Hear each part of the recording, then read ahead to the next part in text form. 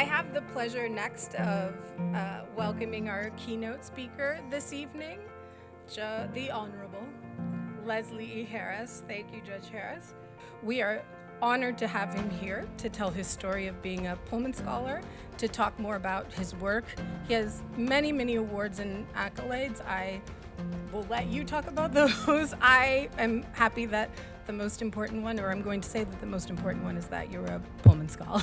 So please join me in welcoming him to the stage.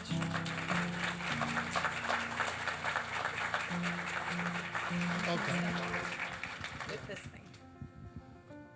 Wow. I was supposed to go before the judge because he stole all my lines. And you learn very early on, go first. And then other people have to try to come up with new lines. I like to start off by saying I'm a child of the 60s. I became a young adult. I got my values solidified during the 60s. I'm a child of John F. Kennedy, Robert F. Kennedy, Malcolm X, and Martin Luther King. I watched people who were willing to put their lives on the line so that I could have a future. I also know that I'm a child of affirmative action. Children who grew up where I grew up didn't often go off to college. Some of my best friends didn't get that opportunity.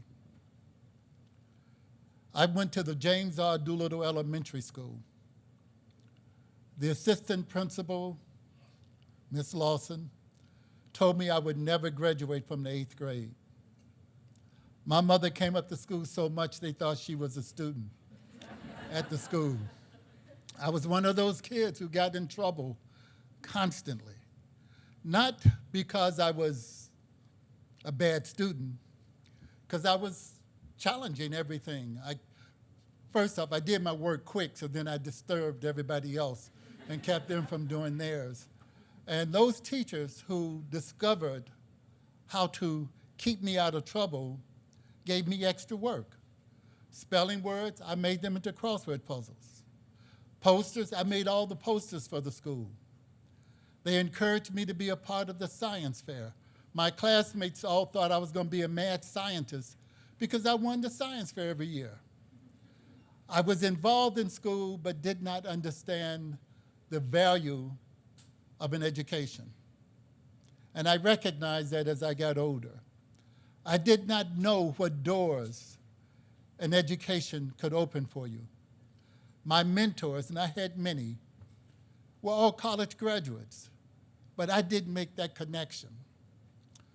When I got to Wendell Phillips, I think my freshman class had to be between 1,200 and 1,300 students.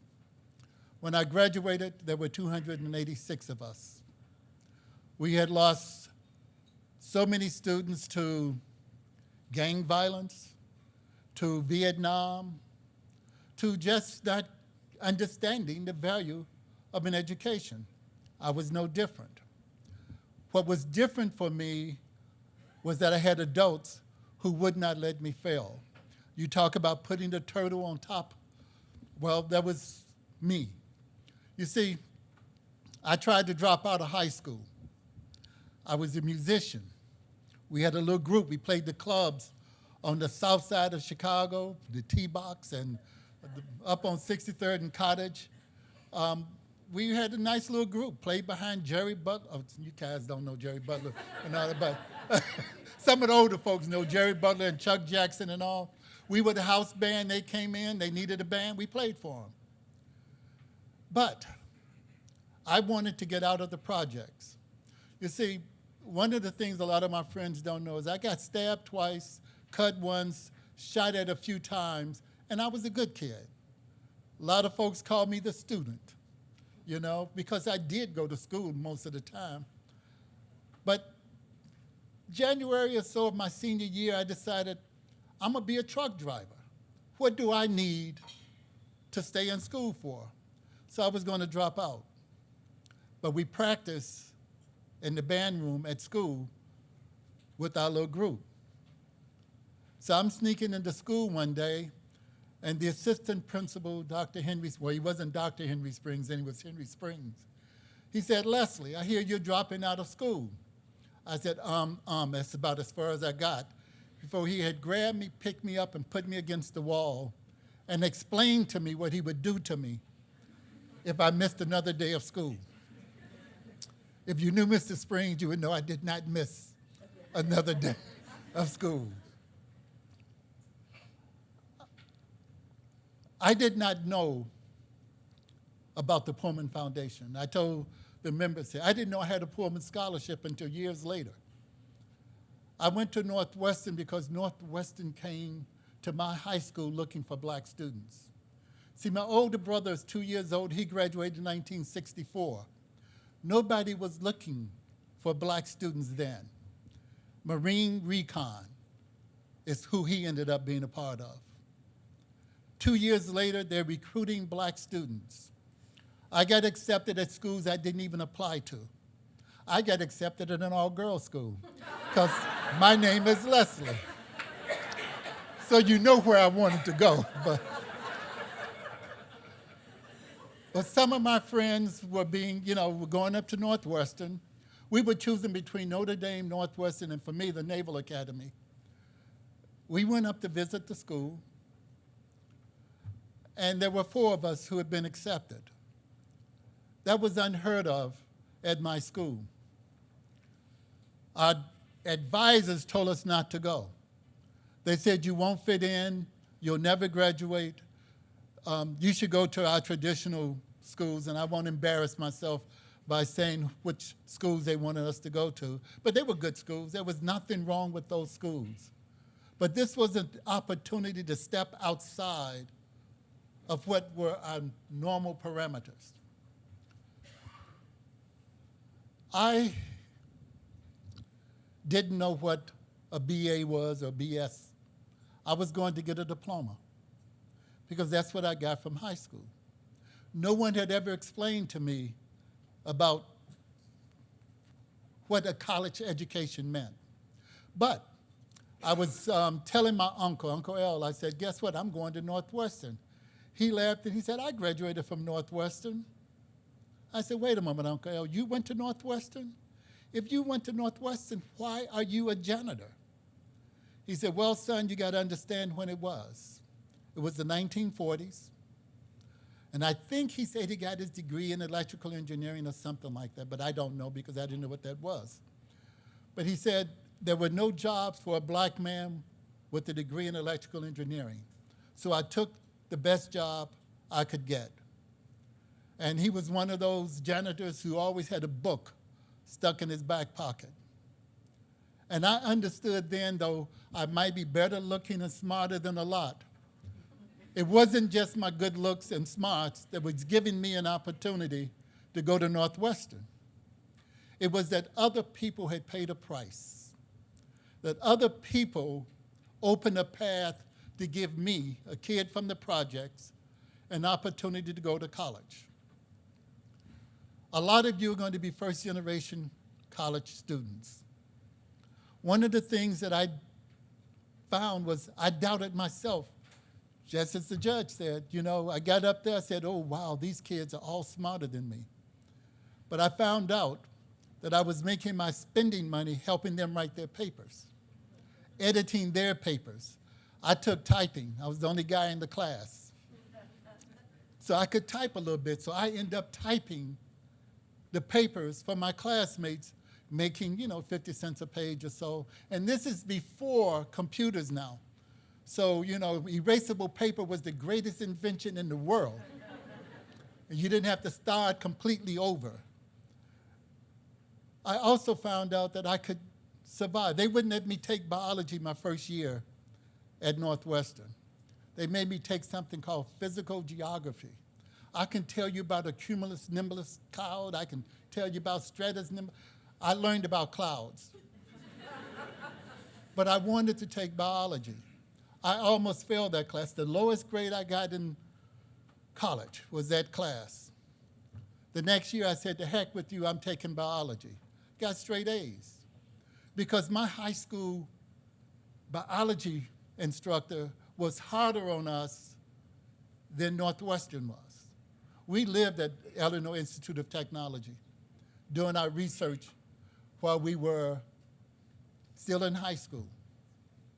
But more than that, there were people at the school. When I was still in grade school, my older brother was a member of a group called the Student Advocates of Negro History, SAN. Sterling Stuckey was the mentor for us. I was in grade school. My older brother was going to picket the Chicago Board of Education. Of course, I was right there with him, making the posters and going down to picket the Chicago Board of Education for not teaching Black history. Sterling Stuckey was one of the first people who told me that I should think about doing something with my life. But then I was in the band, and Lewis Whitworth, Dr. Lewis Whitworth, yes ma'am, was so important to so many of us because he taught us more than just music. He taught us teamwork. A band is a team. We competed. We were mostly first seat when we went to the Chicago Youth Orchestra or Chicago City Band. We let music keep us centered.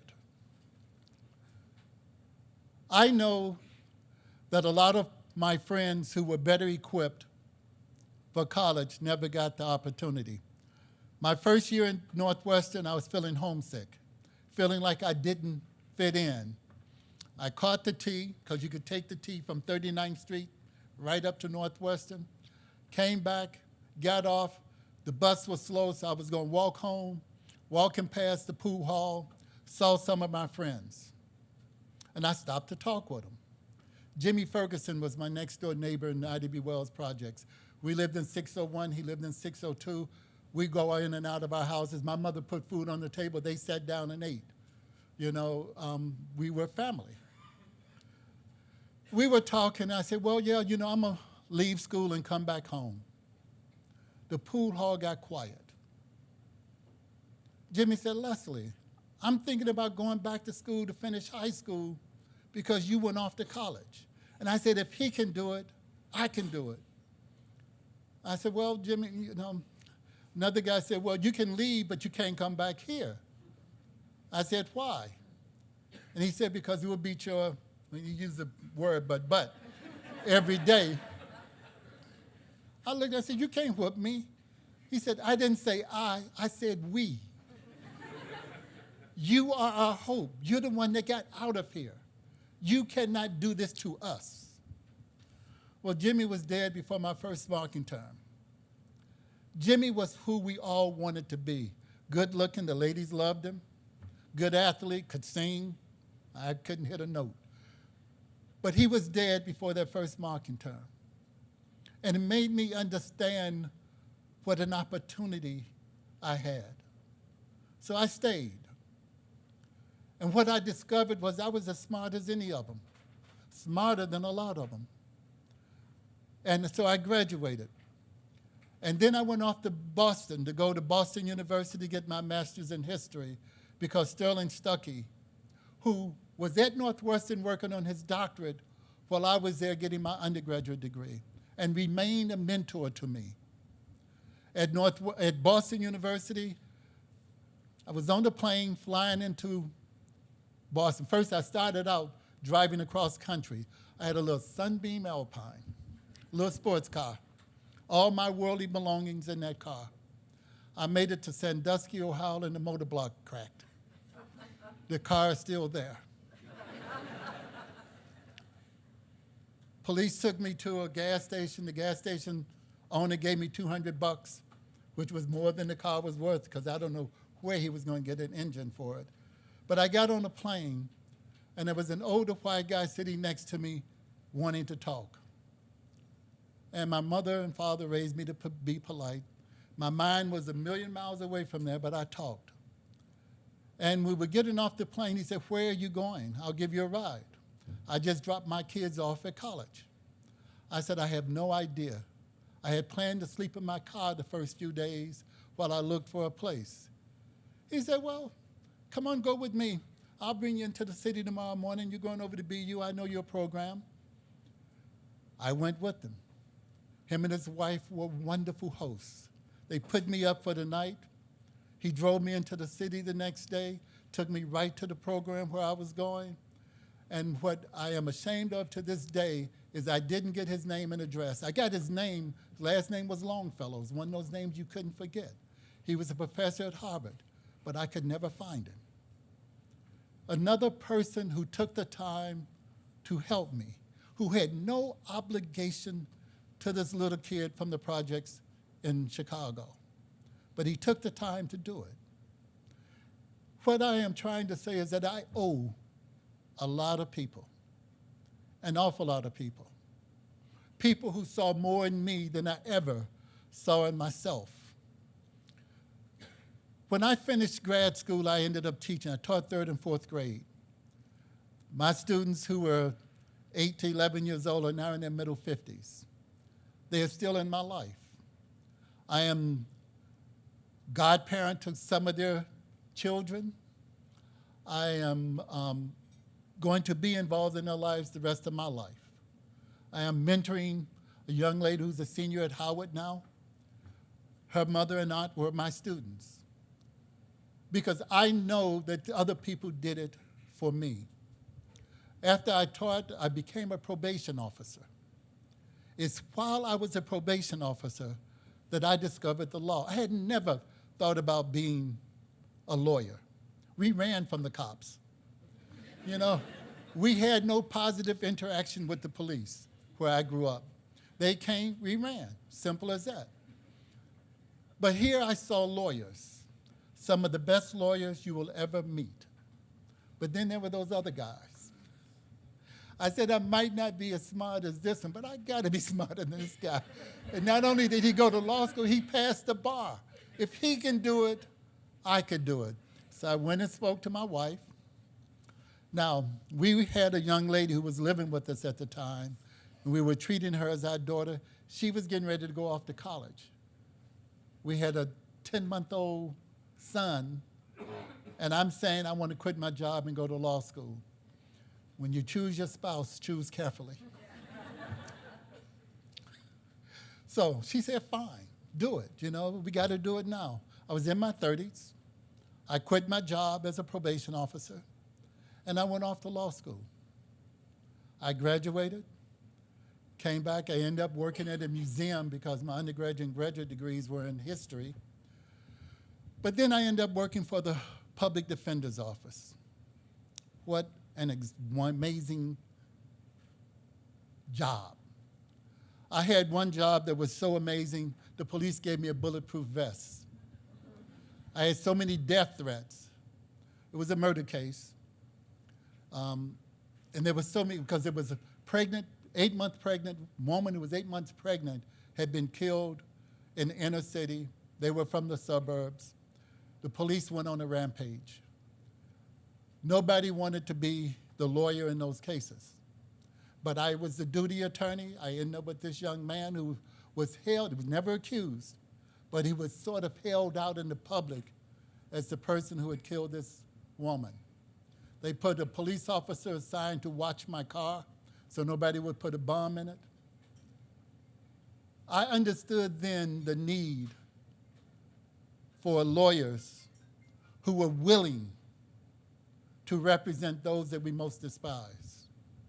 I had clients I would never have been friends with, but I was their lawyer. And one of the realities is I've never had a guilty client. They couldn't be guilty because I was their lawyer. And if I was their lawyer, they had to be innocent. So that's one of the things I learned.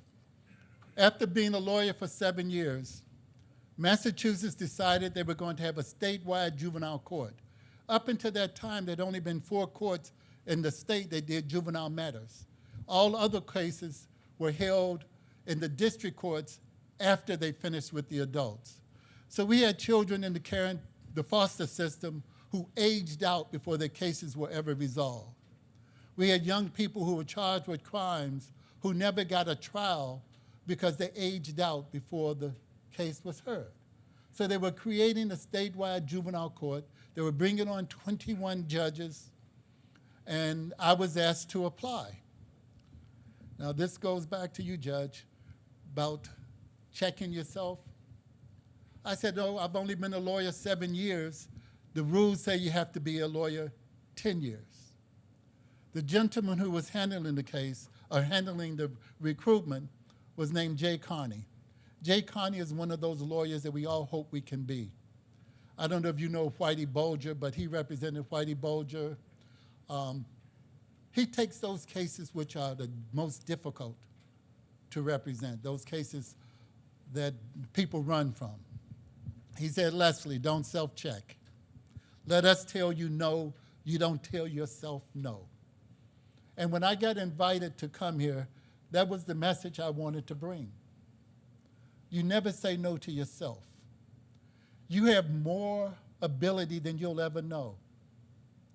You see, I didn't know that the Pullman Foundation invested in me until years later. I thought Northwestern gave me everything. My freshman year at Northwestern, I went home.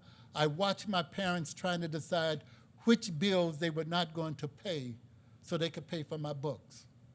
I never bought another book while I was at Northwestern. I borrowed books, checked out books from the library, or just did without them, because my parents were sacrificing so that I could have a future. There were 7 of us. I'm the second oldest. My older brother would have been a wonderful, wonderful doctor. Well, he could have been a wonderful anything. He's one of those guys, whatever he did, he was going to be the leader in. The brother next to me, Bernard, was the leader of a group called the Four Corner Blackstone Rangers. The brother next to him, Edmund, was the leader of a group called the Valiant Lords. They couldn't be in the same organization because they both had to be the leader. But for my neighborhood, that was good because they didn't fight, because their 2 leaders were brothers. I understand that so many people took the time to reach out and help me. I understand that I owe an obligation. So my becoming a juvenile court judge, and they made me a judge, they said, we understand you have only been a lawyer for 7 years, but you were a school teacher.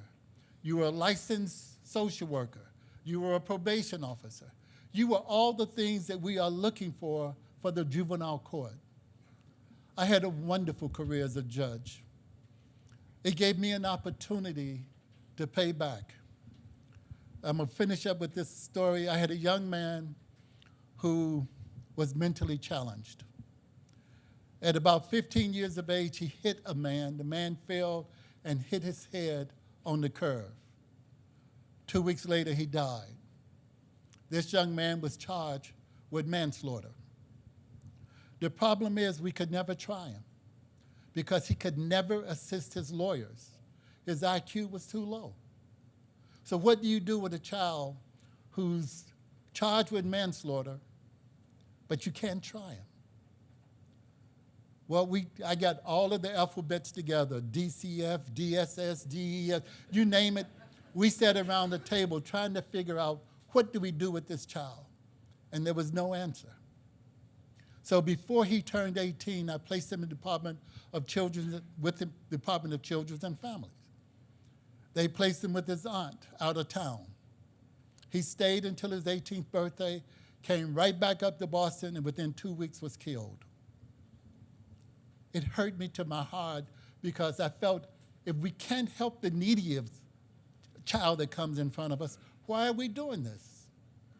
And I was about to step down. I felt like this was, I felt frustrated. I was depressed. And I understand that I was depressed. But I got an email from a young lady. She said, you won't remember me, but in 2001, I was an angry young lady, 16-year-old young lady who had been arrested for shoplifting and whose parents were going through an ugly divorce, but had also already been accepted to Harvard. And I thought, now I won't be able to go because I'm going to have a criminal record. She said, but I was blessed to come in front of you and you did not let them arraign me. She said, I want to let you know that I graduated from Harvard. I got my law degree from Stanford, and I'm practicing with the 3 Strikes program in California. I want to let you know that I'm paying it forward. If I could tell any of my mentors, that's the story that lifted me back up and let me stay on the bench, because I feel that I've tried to pay it forward. And my opportunity to stand in front of those who are joining my club, Pullman Scholars, means the world to me. Some of you are first generation. Some of you will be going to schools that you will feel that you're not qualified for. Yes, you are. You see, the intelligence test, and this is what I tell folks going into law school, the intelligence test is getting in. The second part is called endurance. Are you willing to pay the price to come out the other end? You've already shown that you can. So please do not ever second guess yourselves. Don't have any doubts about who you are. You, no, not this picture, the one that had all those folks up there. You are in a unique club. What was it, 500 applicants? This year. And you were the ones chosen. That tells you who you are. That tells you what abilities you have. And one day, I'll be supporting Pullman, hopefully, sitting in the audience watching you up here giving this talk. I'm sorry that I had to come behind Judge Ocasio because he stole all my lines. But I think that if any of us got up here to talk, those of us who have been Pullman Scholars, the lines would be awful close together. We'd say the same thing because we've had the same life experience. And I thank you for inviting me to be a part of this. I am honored that I am a Pullman Scholar and that I had this opportunity to go to college. So thank you.